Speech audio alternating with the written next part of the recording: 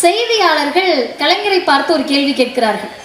டெல்லி அரசாங்கத்திற்கு செல்லக்கூடிய வாய்ப்பு கிடைத்தும் நீங்கள் ஏன் செல்லாமல் இருக்கிறீர்கள்?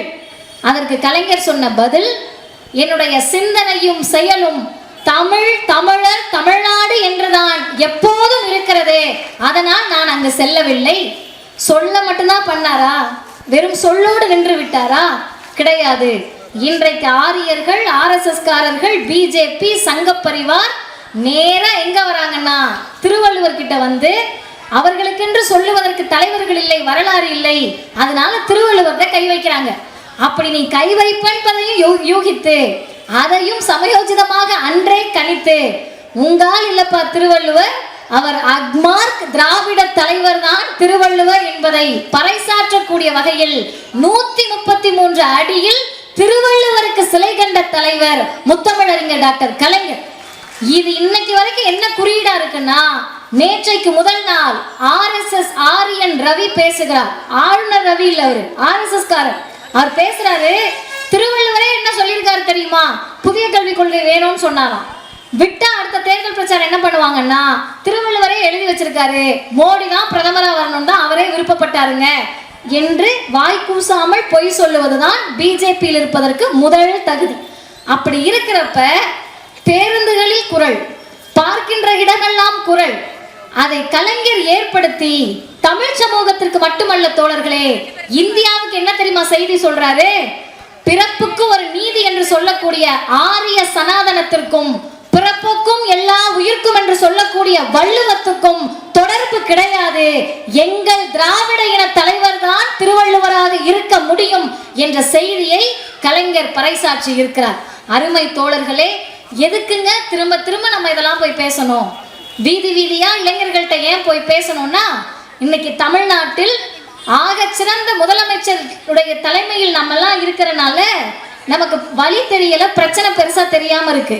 ஆனால் மதவாதம் இந்தியா முழுவதையும் சூழ்ந்து விட்டு அடுத்த டார்கெட்டாக இப்ப ப்ராஜெக்ட் முருகனை கையில் எடுத்து தமிழ்நாட்டுக்குள்ள வர்றப்ப எந்த ஷா வந்தாலும் சரி, 2026 மீண்டும் திராவிட முன்னேற்ற கழகம் தான் ஆட்சி அமைக்கிறது.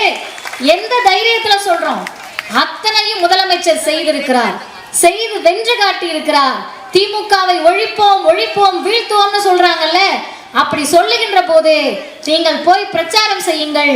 திமுகவை வீழ்த்துவேன் என்பது, தமிழ்நாட்டினுடைய முதலமைச்சரை வீழ்த்துவேன் என்பது தனிப்பட்ட திமுகவை அல்ல, தனிப்பட்ட முதல்வரை அல்ல, அவர் கொண்டு வந்த மகளிர் உரிமை தொகையை வீழ்த்துவோம் என்ற அர்த்தம், அவர் கொண்டு வந்த புதுமை பெண் திட்டத்தை வீழ்த்த இருக்கிறார்கள் என்ற அர்த்தம், அவர் கொண்டு வந்த தமிழ் புதல்வன் திட்டத்தை வீழ்த்த இருக்கிறார்கள் என்ற அர்த்தம், அவர் கொண்டு வந்த காலை உணவு திட்டத்தை வீழ்த்த இருக்கிறார்கள் என்ற அர்த்தம்.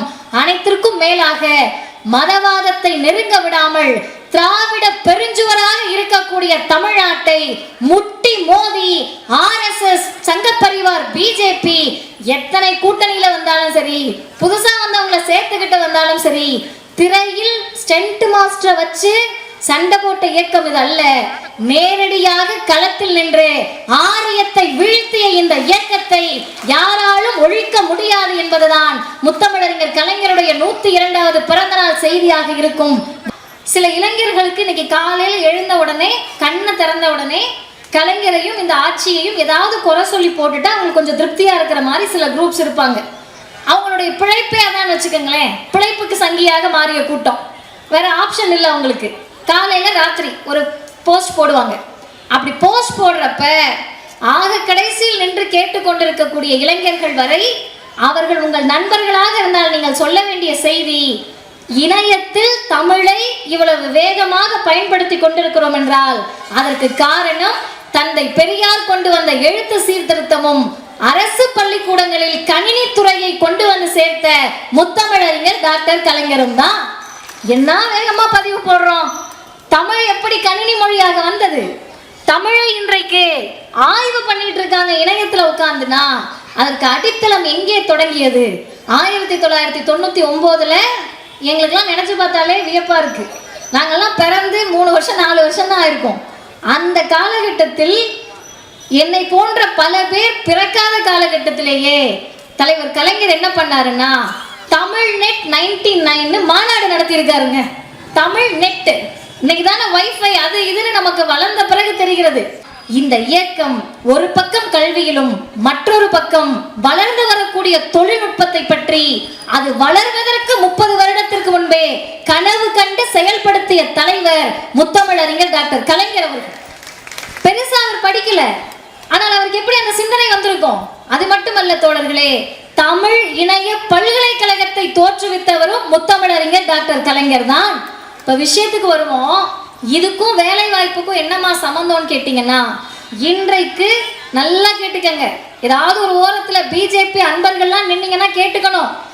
இந்தியாவை வளர்த்து விட்டோம், மேக் இன் இந்தியா அப்படின்லாம் இந்தியாவின் பிரதமர் மோடி மார்த்தட்டி கொண்டார். ஆனால் அவர்கள் ஒன்றும் சாதிக்கவில்லை. உண்மையாகவே தொழிற்துறையில் உற்பத்தி துறையில் சாதித்திருக்கக்கூடிய முதல் மாநிலம் திராவிடம் ஆண்ட தமிழ்நாடு தான். சொல்வது யார்? நாங்களா? திமுக காரங்களா? கிடையாது. ஒன்றிய அமைச்சகம் பட்டியல் வெளியிடுகிறது. உற்பத்தி துறையில் இந்தியாவில் முதல் மாநிலம் தமிழ்நாடு தான்.